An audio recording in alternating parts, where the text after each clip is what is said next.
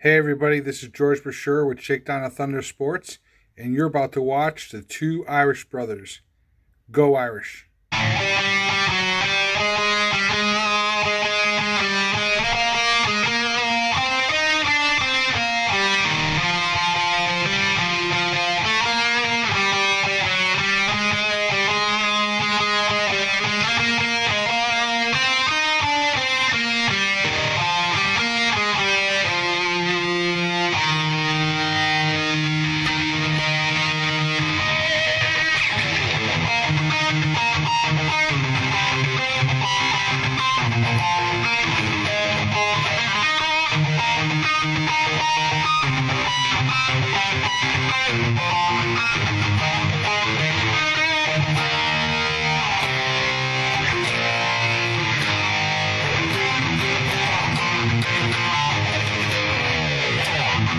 How's it going, everyone? I am ND Sean 45. I'm Irish Benjamin 57. And together, we make up this ordeal known as the Two Irish Brothers Show. First off, everyone, happy Labor Day. Well, at least the time that we're filming this video will probably be on Wednesday or somewhere in there. But you guys know the drill. If you haven't done it yet, hit that subscribe tab in the bottom right-hand corner. Hit the like or dislike tabs to help with the algorithm. Leave us a comment. And, of course, with the two travel packages that we have been promoting for Irv Smith and Vince Rizzuto, respectively, they will be posted in the description box below. So make sure you go and check those out if you guys are interested in doing some trips to games in either 2023 or this year for Notre Dame and Boston College. Well, Ben, the first hurdle of the season is over and done with. Didn't go exactly how we wanted to, but you know the old saying in football, you deal with one hurdle, whether it falls or you jump over it, it's on to the next one. Yep. There's, very little time to wallow in self-pity, if you will. So, the focus shifts. And this week it is the Marshall Thundering Herd out of Huntington, West Virginia. There you go. Huntington, so, yeah, it's going to be interesting. Huh? Huntington, West Virginia. See how easily I said it? Yeah, okay. All right. Well, something I couldn't believe, but I guess when they always had been playing at a lower level than we have, a lower division. But this will be the first time that we've ever played the Thundering Herd. Yeah, pretty crazy, isn't it? Yeah, and granted, for the longest time they were in Division I AA. And we all know the history of Marshall. You know, the plane crash back in 1970, and just how that program, as we know from the We Are Marshall movie, but just history in general, how that program bounced back from that, just crazy. They've also had a good amount of talent come out of that school. Byron Leftwich, and of course the big one, Randy Moss, who pretty much made them an FBS school. Well, don't forget about Chad Pennington. Yes. Yep. Chad Pennington. Pennington was throwing to Randy Moss. So yeah, they're a little overlooked, but they pump out some decent talent, along with some of these other schools that Notre Dame plays year in and year out. I think people focus on the blue bloods a lot, but they don't focus enough on some of these smaller schools that put out, not nearly as much talent as Notre Dame or Southern Cal or Michigan and what have you, but they still put out a decent amount of talent for how small they are. Yes. So, that's very true. Taken lightly is the bottom line. No, you never take an opponent lightly, no matter how big or how small they are. You hit that accelerator and just go all the way on them. So now Marshall, since they've been at the FBS level, they are now in their third different conference, because when they first came into the top level of college football, they started in the MAC, if I'm not mistaken. Then they moved to Conference USA, and now here they are in the Sun Belt Conference, which more history too. This will be the first ever Sun Belt conference team that we've ever played. Yep. So it should be a fun game to watch, and this game is definitely as I said in the recap to Ohio State, this game should definitely be a good opportunity to just give Marcus Freeman and his staff a chance to really put things together, consistent, get consistent between the offense and the defense, and another chance for Tommy Rees to, prove himself. Yeah. To get better. This is definitely a prove it game. This is how do you bounce back from a heartbreaking loss? And people will go, well, you lost by 10 points. Okay, but we had Ohio State on the ropes. I mean, let's be honest with that, and we blew it, So this is a bounce back game, and it is a prove it for Tommy Rees, in my opinion. Yeah, because if you end up struggling against Marshall, then you're on the hot seat. As if he's not on the hot seat now, but that seat's getting even hotter. Right. So there's not really. I mean, this early in the season with a lot of teams on our schedule, you can't really break it down too much. But what we have on Marshall right now is they're coming off a victory over Norfolk State by the final score of 55-3. But here's the thing, and I'm not trying to be disrespectful towards Marshall, but it's just a fact. It was Norfolk State. Right. Now, honestly, if the Thundering Herd think they're going to come into our house and do that, they've got another thing coming. And I really don't think the Marshall coaching staff is stupid. They know better than that too. Exactly. This is when I said it off camera, it was, what who is Marshall really right now? We don't know yet. They're one of many teams that, opened the season up with a win against a team that they were expected to beat. Okay, they haven't had a legit quality opponent yet. So what are they? So the statistics and the eye test, if you will, is kind of skewed. So like against Norfolk State, obviously you put up 55 points, which is impressive. Okay.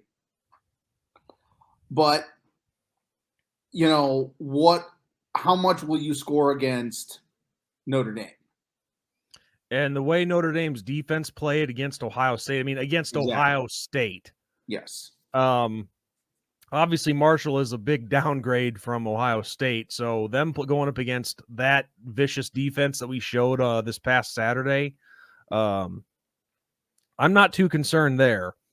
But right. Like I always say, doesn't matter who the opponent is, you always respect them. And, you give them the benefit of the doubt, like we were talking about to start the video. This team, this Marshall team, along with a lot of other smaller teams, they do produce talent. Just I think the only difference is they produce individual talent. Right. So now anyway, let's break down the numbers that we do have for Marshall, even though they've only played one FCS opponent. Let's talk about who they have. So their starting quarterback is Henry Columbi, and good numbers, 24-26 against Norfolk State, 205 yards, 1 touchdown to 1 interception. Now, for passing, those are pretty good numbers. And did you see how many times he threw the ball against Norfolk State? Oh, yes. That's something that can definitely be comparable to us, to Buckner only throwing 18 times against Ohio State. We had 26 attempts, 24 completions. Now, granted, Norfolk State, but 26 attempts. Hope Tommy Rees is paying attention here. Keep going. Sorry. Well, going down the line here, I'm just going down the line of what their offensive weapons are. Now, the running game, they have 2 running backs that both did pretty well against Norfolk State. Ethan Payne, who had 10 carries for 113 yards, 2 touchdowns. Kalon LeBourne, 12 carries for 102 yards and 2 touchdowns as well. So the running game looked really good against Norfolk State. And it goes on down the line. Maurice Jones. I'm sorry, I was about ready to say Maurice Jones-Drew. Maurice Jones, 8 carries for 51 yards. AJ Turner, 6 carries for 44 yards. Cam Fancher, 2 carries for 38 yards. And Jacoby Henderson, 1 carry for 22 yards. So they spread it around in the running game. A lot of guys there to look out for. Now, maybe a lot of these guys were there in garbage time, but still. Yeah. I mean, yeah. Yeah, and this is a Marshall team that, if you go down their statistics from last year, because this is kind of what you go off of in my opinion, instead of Norfolk State's stats because of quality opponent, this is a team that averaged last season 33 points a game. They gave up 23 points a game, so they were outscoring their opponent. They scored 65 points off turnovers.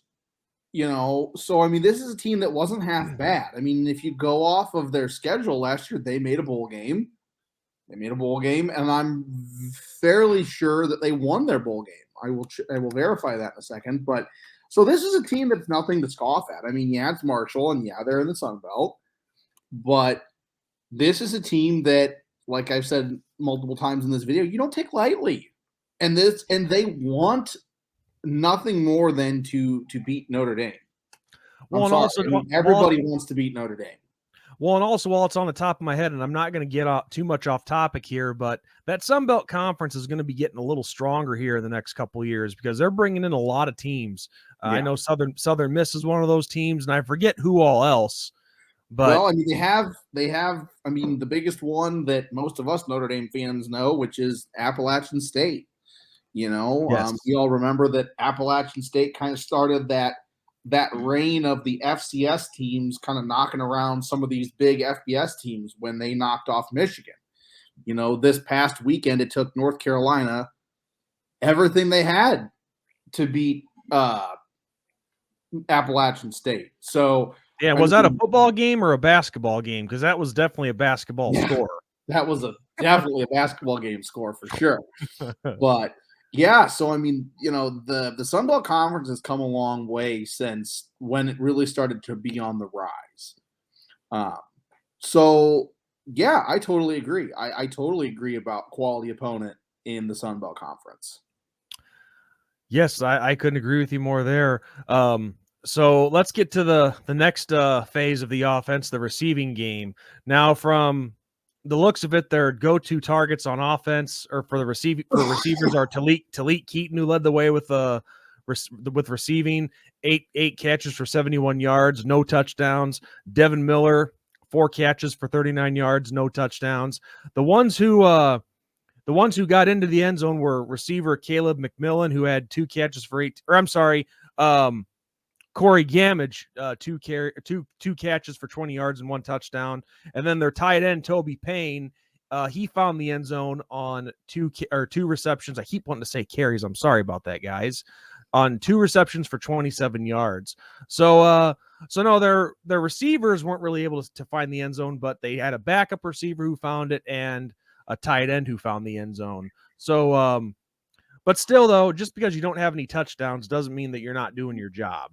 Because you can have a receiver that has 10 catches for 150 yards and no touchdowns, but if he's getting that team like inside the 10-yard line and it sets up for a running score or a passing touchdown to a tight end, hey, that's still very effective. Yes, very much so. Yeah. This is a team that can score some points, man. Like I said, average of 33 points a game last season. Their passing game seems to be really firing on all cylinders. So, I mean, I'm not saying we're going to have like our work totally cut out for us, but we definitely got to be on our toes against this Marshall Thundering Herd offense. There's guys that can play, absolutely. And their defense, their defense did a heck of a job, obviously, if they're only holding a team to 3 points, but we can't stress it enough. It's Norfolk State.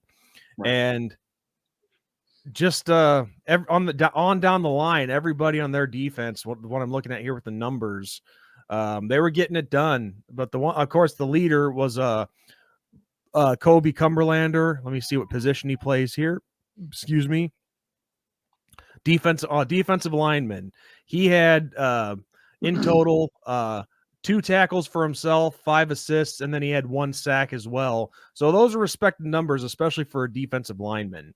So, but overall, the whole defense was balling out, playing well, and yeah. So I mean, Norfolk State or not, that's nothing to scoff at either.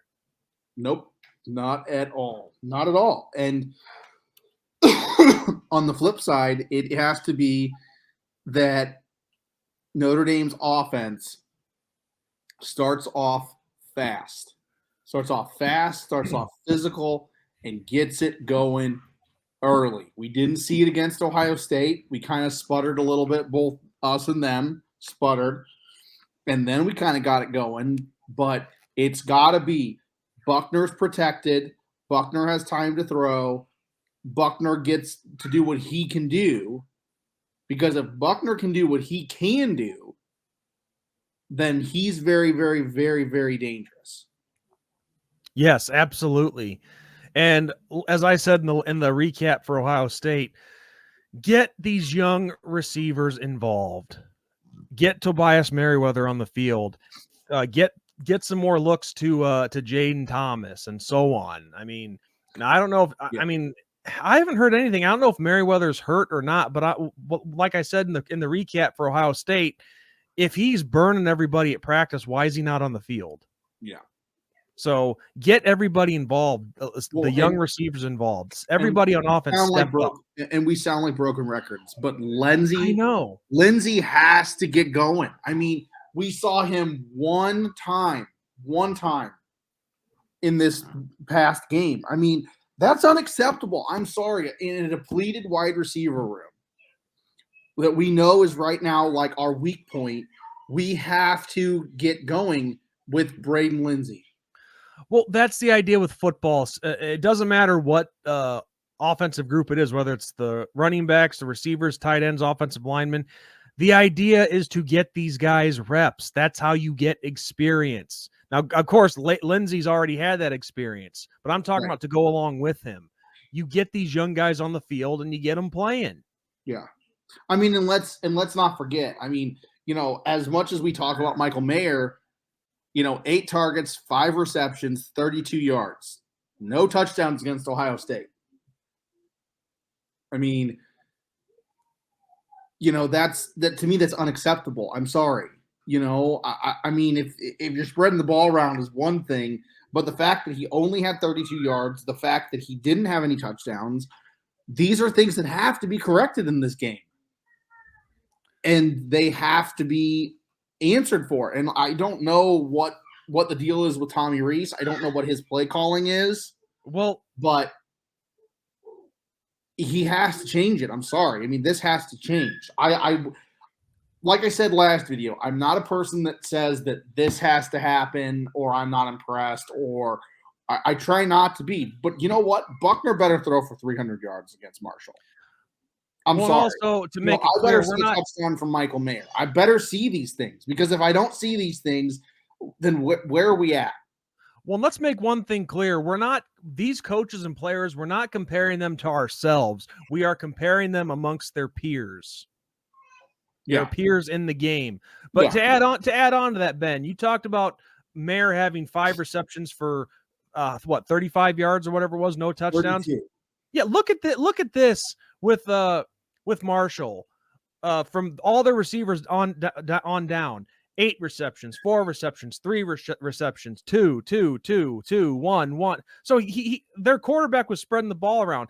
Hell, for Giggs, let's take a look at well, maybe you can't really say much about Norfolk State because between 2 quarterbacks that they played, they only had 6 receptions. Yeah. So that's not a good comparison at all. But no, you got to spread the ball around to your other playmakers in the receiving room. In the among receivers and the tight ends. You can't have what happened on Saturday night against Ohio State. 5 receptions and then one amongst everybody else. Yeah. So I think we broke down everything that we need to break down for the teams. Well, and I mean the running game's got to get going too a little bit more. Yeah. I mean, I think it will. I think it will. In a depleted, wide receiver core, the running game's got to take a little more over. And I mean, we've seen it in the past where Notre Dame's running game is the strong point, but it wasn't the strong point against Ohio State. We didn't really get it going. The line struggled. I mean, Buckner tried to do what he could do, but he could only do so much. He was running for his life. So, I mean, I'm at a loss of what to say with that because it just shouldn't be a thing. I'm sorry. Here's the thing. Here's the best way to sum it up is this. Ohio State had a great front 7. They have a great run defense in particular, since we're talking about that. Marshall, I don't think is going to have the same kind of run defense that Ohio State did. And if we have trouble running the ball against Marshall, I'll be shocked. I'll be very shocked if we have trouble running the ball against Marshall, because we shouldn't. We shouldn't. Now I can understand. Word there.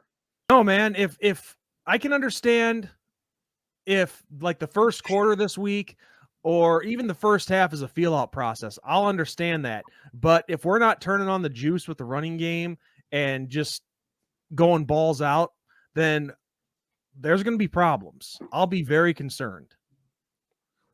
Yeah. I mean, there's a lot of concern, and there's got to be fixes. And like I said, this is, what do you do to fix it? What do you do to improve? How do you bounce back? And that's what I want to see. Exactly. So with that said, Ben, we've covered everything that we can with both Notre Dame and breaking down Marshall with what we've seen so far and their numbers. So now the fun part of every preview, score prediction. Mm-hmm. And you have the honors this week, my friend. I'm going to say Notre Dame 42, Marshall 10. Oh my God. That was the same score just about. I had Marshall 42-7.